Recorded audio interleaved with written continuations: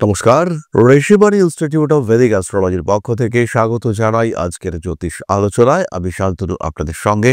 আলোচ্য বিষয় বিশুদ্ধ জ্যোতিষ এবং সৌভাগ্য। যতবার আমরা রাশিফল দেখছি ততবারই আমরা শুনতে পাচ্ছি যে ধনবর্ষা হবে, অর্থের দিক থেকে সম্পূর্ণ হয়ে উঠবো আমরা, সবকিছু ভালো হবে। কিন্তু সবকিছু তো দূরের কথা, কিছুই ভালো হচ্ছে না।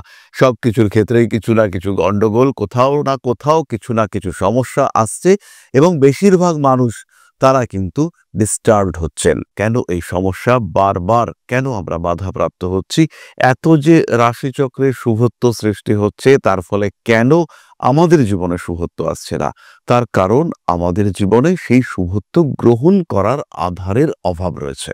অর্থাৎ আমাদের জন্মকুণ্ডলিতে সেই সমস্ত সৌভাগ্য যোগ সৃষ্টি হয়নি, যেগুলো থাকলে এই সমস্ত ট্রানজিশনাল মুভমেন্ট তার ভালো ফল আমরা পেতে পারি। আজকে আমরা আলোচনা করব তুলা রাশির বিষয়ে। কি ধরনের কম্বিনেশন জন্মকুণ্ডলিতে থাকলে তাদেরকে আমরা সৌভাগ্যবান বলতে পারি। তুলা লগ্ন, তুলা রাশি কালপুরুষের সপ্তম রাশি, শুক্রের দ্বারা প্রভাবিত এই রাশি অত্যন্ত ব্যালেন্সড, অত্যন্ত সিস্টেমেটিক এবং তার সঙ্গে সঙ্গে ভীষণ ক্রিয়েটিভ এই রাশি বা লগ্নের মানুষরা। কিন্তু এদের ক্রিয়েটিভিটি, এদের সৌভাগ্য এগুলো নির্ভর করবে কতগুলি বিশেষ যোগের উপর। ষষ্ঠ রাশিতে শুক্রের উচ্চস্থ হওয়া নির্দেশ করে যে তুলা রাশির মানুষরা তারা তাদের পুরো ক্ষমতাকে কখনোই সম্পূর্ণ ব্যবহার করতে পারেন না। তাদেরকে যে যোগ্যতা, যে দক্ষতা দিয়ে ঈশ্বর উপর থেকে পাঠিয়েছেন, সেই দক্ষতা যোগ্যতার পূর্ণ উপযোগ এটা কিন্তু তুলা কখনোই করতে পারেন না। ফলে তুলা যেটা ডিজার্ভ করেন সেটা পাওয়ার ক্ষেত্রেও কিন্তু বেশ কিছুটা সমস্যা বহু সময় দেখতে পাওয়া যায়। তাহলে আমরা এবার জানবো যে তুলা রাশি বা লগ্নের মানুষদের ক্ষেত্রে কি কি সৌভাগ্য যোগ সৃষ্টি হতে পারে। তুলার ক্ষেত্রে প্রথম সৌভাগ্য যোগ হলো শনির বলবান হওয়া এবং শনির সঙ্গে শুক্র, বৃহস্পতি, বুধ ইত্যাদি কোনো গ্রহের সংযোগ হওয়া। হতেই পারে শনি শুক্র কম্বিনেশন তুলার ক্ষেত্রে ভীষণ শুভ যোগ এবং তুলা এই যোগে জীবনে উন্নতি করতে পারবেনই, এই বিষয়ে কিন্তু কোনো রকম কোনো সন্দেহ সংশয় কোনোটাই নেই। শনি শুক্র কম্বিনেশনে তুলার ক্রিয়েটিভিটি বাড়ে, তার সঙ্গে ধৈর্য, পরিশ্রম, ক্ষমতা এগুলোও বাড়ে। অর্থ উপার্জনের সংযোগ সেটাও বাড়তে দেখতে পাওয়া যায়। ধীরে ধীরে তুলা ডেভেলপ করতে থাকেন, বয়স বৃদ্ধির সাথে সাথে সমৃদ্ধি সেটাও কিন্তু পাল্লা দিয়ে বাড়তে থাকে। তুলা রাশি বা লগ্নের মানুষ তাদের যে ডেভেলপমেন্ট হয় সেটাও অনেকটাই বেশি হতে দেখতে পাওয়া যায়। এই যুগের সবচেয়ে বড় গুণ হলো তুলার মধ্যে নিয়ন্ত্রণ, আত্মসংযম এবং আধ্যাত্মিকতা এটা কিন্তু ভীষণভাবে বাড়তে দেখতে পাওয়া যায়। তবে শনিদেব যদি বক্রী হয়ে থাকেন সেই ক্ষেত্রে তুলার মধ্যে অর্থলিপ্সা বাড়ে এবং তুলার প্রত্যেকটি ক্রিয়াকলাপের মধ্যে অর্থের যে একটা প্রচেষ্টা, অর্থ উপার্জনের একটা আগ্রহ সেটা কিন্তু বাড়তে দেখতে পাওয়া যায়। তুলা রাশি, তুলা লগ্নের মানুষজন তাদের অ্যাক্টিভিটি সেটা ভীষণভাবে বাড়ে এই কম্বিনেশনে এবং তুলা তার নিজস্ব সত্তাকে আবিষ্কার করতে পারেন বারবার। তুলা কিন্তু নিজেকে একটা জায়গায় নিয়ে যেতে পারে। আত্মীয় পরিজন, কুটুম্ব সমস্ত মানুষের সঙ্গে তুলার অ্যাটাচমেন্টের গভীরতা ক্রমাগত বাড়তে থাকে। পরবর্তী যোগ যদি জন্মকুণ্ডলিতে বুধ এবং শুক্রের ক্ষেত্র বিনিময় হয়, অর্থাৎ বুধ তুলা রাশিতে, শুক্র কন্যা রাশিতে, কিন্তু এই শুক্রের নাক্ষত্রিক সংযোগ কিন্তু একটু ডিফারেন্ট হতে হবে। যদি শুক্র উত্তর ফাল্গুনী অথবা হস্তা নক্ষত্রে থাকে তাহলে এটা অত্যন্ত শুভ যোগ হিসেবে ট্রিটেড হবে।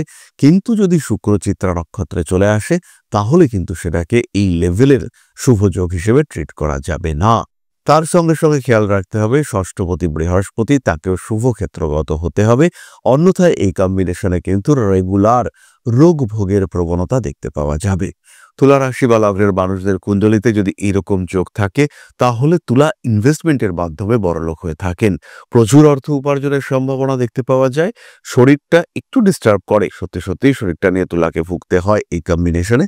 কখনো নিউরো প্রবলেম, কখনো মানসিক অশান্তি ইত্যাদির মধ্যে তুলাকে থাকতে হয়, কিন্তু আলটিমেটলি তুলা একটা ভালো জায়গায় পৌঁছতে সক্ষম হন এবং অর্থনৈতিক দিক থেকে তুলা কিন্তু সম্পূর্ণ স্বনির্ভর শুধু নয়, অন্য মানুষকেও স্বনির্ভর করে তুলতে পারেন। তুলার মধ্যে এই যোগে কর্মসংস্থান সৃষ্টি করবার ক্ষমতা দেখতে পাওয়া যায়। বাবার সঙ্গে অ্যাটাচমেন্ট বাড়ে, পৈতৃক সম্পত্তি, পৈতৃক সাহায্য তার মাধ্যমেও তুলার অগ্রগতি আরো ত্বরান্বিত হয়। পরবর্তী যোগটি সৃষ্টি করেন দেবগুরু বৃহস্পতি। তুলা রাশি বা লগ্নের মানুষদের ক্ষেত্রে বৃহস্পতি বিশেষ শুভ গ্রহ নয়। তৃতীয়পতি ষষ্ঠপতি বৃহস্পতি যদি তুঙ্গ হয়ে থাকেন অথবা সক্ষেত্রী হয়ে থাকেন সেই ক্ষেত্রে তুলা প্রচণ্ড পরিশ্রম করতে পারে এবং কোনো অবস্থায় কোনো সময় তুলা কিন্তু ক্লান্ত হয় না। পরিশ্রমের মাধ্যমে তুলার অর্থ, সম্পদ ইত্যাদি উপার্জন করে। তুলার জীবনে উন্নতির মাত্রা ক্রমাগত বাড়তে থাকে। পরিশ্রম, শুধু পরিশ্রম, কঠোর পরিশ্রমের মাধ্যমে তুলা তার নিজের ক্ষেত্রটিকে প্রতিষ্ঠিত করতে সক্ষম হয়ে থাকে। আরও একটি যোগের কথা আমরা বলবো, তুলার জন্মকুণ্ডলিতে যদি শনিদেব বলবান হয়ে থাকেন সেই ক্ষেত্রে তুলা যথেষ্টই উন্নতি করতে পারে। কিন্তু এই উন্নতির সঙ্গে কিছু দুঃখ, কিছু কষ্ট, কিছু একাকিত্ব, এই বিষয়গুলি কিন্তু জড়িয়ে থাকে। এই যোগে কতগুলি বিশেষ ক্রিয়ার মাধ্যমে তুলা নিজের সৌভাগ্য বৃদ্ধি করতে সক্ষম হতে পারেন। প্রথমত, তুলা রাশি বা লগ্নের মানুষরা তারা যদি একটু স্পিরিচুয়াল হয়ে থাকেন, তাদের মধ্যে যদি ঈশ্বরের প্রতি ভক্তি, শ্রদ্ধা ইত্যাদি বাড়তে দেখতে পাওয়া যায়, তাদের মধ্যে যদি ঈশ্বরের প্রতি অ্যাটাচমেন্ট ক্রমাগত বাড়তে দেখতে পাওয়া যায়, সেই ক্ষেত্রে তুলা রাশি বা লগ্নের মানুষ তারা কিন্তু যথেষ্ট উন্নতি করতে পারেন। তাদের জীবনে এই উন্নতি ক্রমাগত প্রকাশিত হতে দেখতে পাওয়া যায়। তবে তুলা রাশি বা লগ্নের মানুষদের ক্ষেত্রে বলবান শনির উপস্থিতি এটা কিন্তু বিশেষ শুভ নয়। এই কম্বিনেশনের কারণে জাতককে বারবার বহু দুঃখের সম্মুখীন হতে হয় এবং যাদের জন্মকুণ্ডলিতে শনিদেব অত্যন্ত বলবান হয়ে রয়েছে, লগ্ন বা রাশির সঙ্গে অ্যাটাচমেন্ট রয়েছে, তাদের কিন্তু বহু সময় মানসিক দিক থেকে সমস্যার মধ্যে পড়তেও দেখতে পাওয়া যায়। কখনো ডিপ্রেশন, হতাশা, অ্যাংজাইটি এগুলো বাড়তে থাকে। কোনো কোনো সময় আমরা দেখেছি মাত্রাতিরিক্ত ক্রোধ, তার কারণে কিন্তু তুলা বিপর্যস্ত হয়ে পড়েছেন। এই বিষয়গুলি আমরা তুলার ক্ষেত্রে দেখতে পাই এবং বারবার দেখতে পাই। তুলা রাশি বা লগ্নের মানুষদের ক্ষেত্রে আরেকটি শুভ যোগ হলো বুধাদিত্য যোগ। কয়েকটি বিশেষ ক্ষেত্রে যদি এই বুধাদিত্য যোগ সৃষ্টি হয় তাহলে তুলা নিজের প্রচেষ্টায় ব্যাপক উন্নতি করতে পারেন এবং এটাকেও সৌভাগ্য যোগ হিসেবে বলা যেতে পারে। প্রথমেই বলি, বুধাদিত্য যোগ যদি মিথুন রাশিতে সৃষ্টি হয়, বুধাদিত্য যোগ যদি কর্কট রাশিতে সৃষ্টি হয়, অথবা এই যোগ যদি সৃষ্টি হয় সিংহ রাশিতে, তাহলে এই যোগকে সৌভাগ্য যোগ হিসেবে ট্রিট করা যেতে পারে। কিন্তু খেয়াল রাখতে হবে, কালপুরুষের সপ্তম রাশি এই তুলা, এই তুলাকে খুব যে আমরা সৌভাগ্যবান বলতে পারবো তা কিন্তু নয়। এটা মাথায় রাখতে হবে। তুলা রাশি বা লগ্নের মানুষরা প্রচুর উন্নতি করতে পারেন, কিন্তু তার এই উন্নতির সঙ্গে সঙ্গে প্রচুর বলিদান, প্রচুর দুঃখ, প্রচুর কষ্ট এগুলো কিন্তু লুকিয়ে থাকে।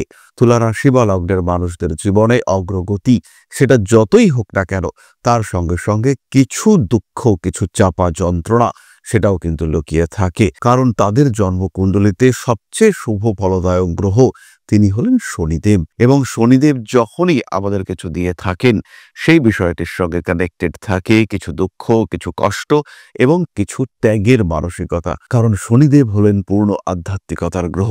শনিদেব কিন্তু কখনোই আমাদেরকে সুখ ঐশ্বর্যের দিকে নিতে চান না।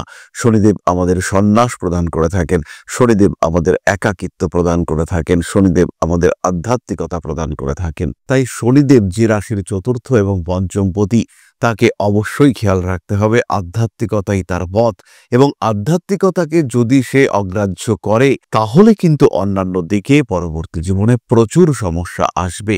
তাই বিলাসিতা নয়, আধ্যাত্মিকতাকে পাথেয় করে এগিয়ে যেতে হবে, তাহলেই তুলা তার পূর্ণ সাফল্য, পূর্ণ সাকসেস সেটা প্রাপ্ত হবে। তাহলে কোন কোন যোগ জন্মকুণ্ডলিতে অবস্থান করলে তুলা রাশি বা লগ্নের মানুষরা নিজেদেরকে মোটামুটি সৌভাগ্যবান ভাবতে পারেন সেগুলি আমরা আলোচনা করলাম। এই যোগগুলি ছাড়াও আরও কিন্তু বেশ কিছু যোগ রয়েছে যেগুলি তুলাকে সৌভাগ্যবান করে তুলতে পারে। পরবর্তী সময় আরো কোনো আলোচনায় আমরা বিস্তারিত ডিসকাস করতে পারবো। মনে রাখবেন, জীবনে সমস্যা আসতেই পারে। দুঃখ, দুর্দশা, সমস্যা, কষ্ট, বাধা, বিপত্তি এগুলো জীবনের অঙ্গ। এই স্ট্রাগল প্রত্যেকটি মানুষকে করতে হয়েছে, ইনফ্যাক্ট দেবতাদেরও এই স্ট্রাগল করতে হয়েছে। আমরা বারবার পুরাণ আলোচনায় দেখেছি যে দেবতাদের কাছ থেকে অসুররা স্বর্গ দখল করে নিয়েছেন, দেবতারা গৃহহারা হয়ে বিভিন্ন জায়গায় ঘুরে বেরিয়েছেন। আমরা জানি ভগবান শ্রী রামচন্দ্রের জীবন, সেখানেও কিন্তু দুঃখ, দুর্দশা, কষ্ট এগুলো ভোগ করতে হয়েছে। তাকে কিন্তু বনবাস করতে হয়েছে দীর্ঘ সময়। আমরা জানি রাজপুত্র হওয়া সত্ত্বেও পাণ্ডবদের দীর্ঘ সময়ের জন্য বনবাস এবং বেশ কিছু সময়ের জন্য অজ্ঞাতবাসে যেতে হয়েছিল। তারপরেও তাদের নিজেদের রাজ্য উদ্ধারের জন্য প্রবল সংগ্রামের মধ্য দিয়ে তাদেরকে যেতে হয়েছিল, এবং এই সংগ্রামে তারা তাদের সমস্ত আপনজনকে হারিয়েছিলেন। যাই হোক না কেন, দুঃখ দুর্দশা যাই আসুক না কেন, খেয়াল রাখতে হবে আবারও শুরু করা যেতে পারে। খেয়াল রাখতে হবে আবারও কিন্তু শুরু করা যেতে পারে, এখনো দেরি হয়ে যায়নি। আবারও নতুন করে একটা পদক্ষেপ ফেলা যেতে পারে। তাই নিজের জীবনকে কিছুটা পরিবর্তন করতে, আবার সুখ এবং সমৃদ্ধি খুঁজে পেতে অবশ্যই প্রয়োজন সঠিক জ্যোতিষ বিশ্লেষণ, বিচার প্রতিকার এবং তার সঙ্গে সঙ্গে সঠিক প্রতিবিধান। কিছু সাধারণ প্রতিকার, কিছু অভ্যাসের পরিবর্তন নিয়ে আসতে পারে আপনার জীবনে বিরাট বড় পরিবর্তন। সময় সম্পর্কে সঠিক ধারণা প্রাপ্ত হতে পারেন আপনি। তাই জ্যোতিষ বিচার আমাদের প্রত্যেকটা মানুষের জন্য অত্যন্ত প্রয়োজন। জীবনে সমস্যা আসবেই, কিন্তু সেই সমস্যার সঠিক সমাধান এবং প্রবলেম ম্যানেজমেন্ট, সমস্যার ব্যবস্থাপনা, কোনটা প্রকৃত সমস্যা তাকে আইডেন্টিফাই করা, এই কাজগুলো কিন্তু আমাদেরকে করতে হবে। তার জন্য প্রয়োজন সঠিক জ্যোতিষ বিচার এবং বিশ্লেষণ। যোগাযোগ করতে পারেন আমাদের সঙ্গে, আমরা রয়েছি প্রতি মুহূর্তে আপনাদের সাথে। তাহলে এবার আমরা চলে আসব আলোচনার পরবর্তী পর্যায়ে, অর্থাৎ আপনাদের প্রশ্নে জ্যোতিষের উত্তর। আশা করি পরমপিতার আশীর্বাদে সবাই খুব ভালো আছেন। জীবনে চলার পথে বিভিন্ন সময় বিভিন্ন ক্ষেত্রে আমরা প্রত্যেকেই কিছু না কিছু জনহিতকর কার্য করে থাকি। রাস্তায় যদি একজন মানুষ এসে আমাদের কাছে সাহায্য চায়, আমরা যতটুকু সম্ভব তাকে সাহায্য করবার চেষ্টা করি।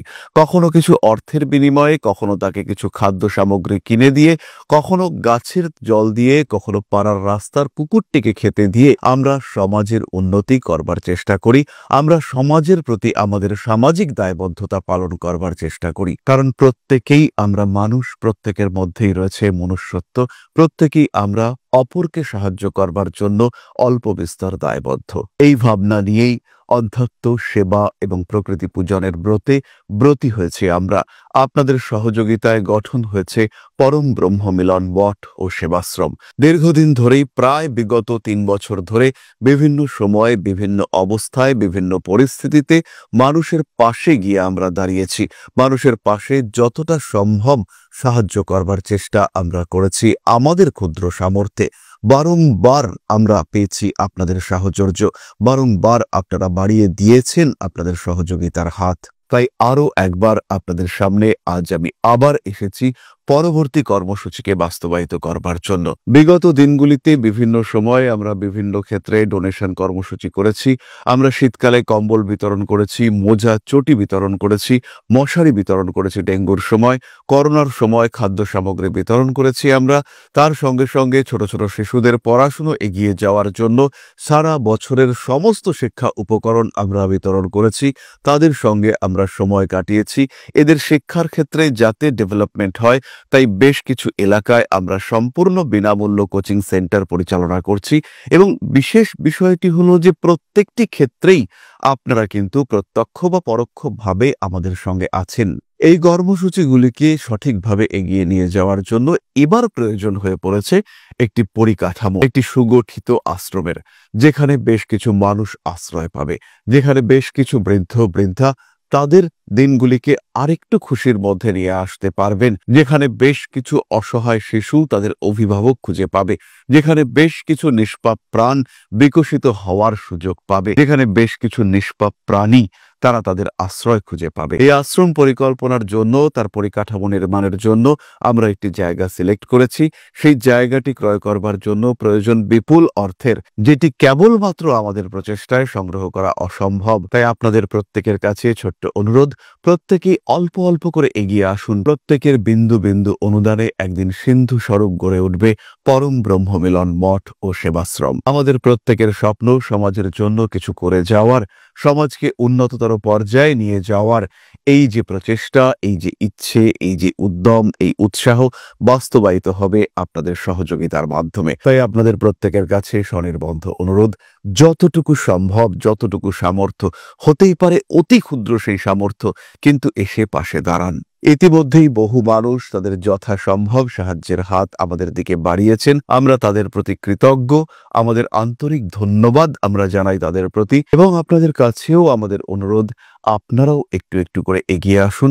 সবাই যদি অল্প অল্প করে এগিয়ে আসি, তাহলেই কিন্তু বিরাট কোনো স্বপ্ন বাস্তবায়িত হতে পারবে। সকলেই যদি অল্প অল্প করে এগিয়ে আসি, তাহলেই কিন্তু বিরাট এই মহান কর্ম বাস্তবায়িত হতে পারবে।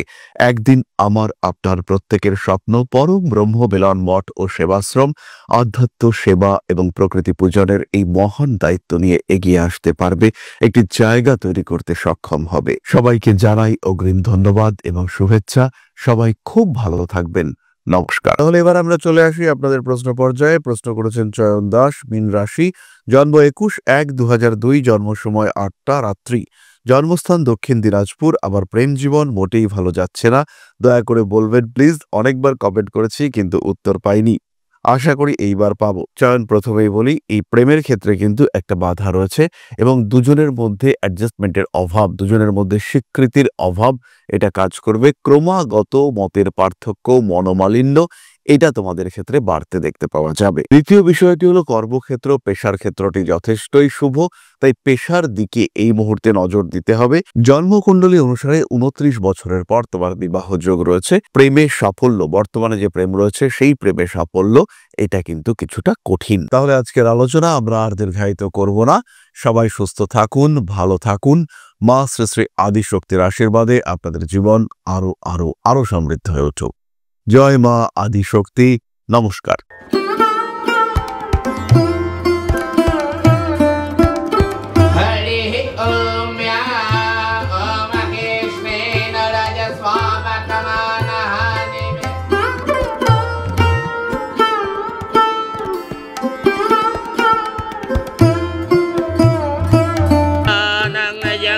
हेतुश्च पयस्नानं विद्युज्वदां ह्रीं ह्रीं ह्रीं हुं हुं सिद्धे सिद्धिं शक्तिदेयं स्वाहा।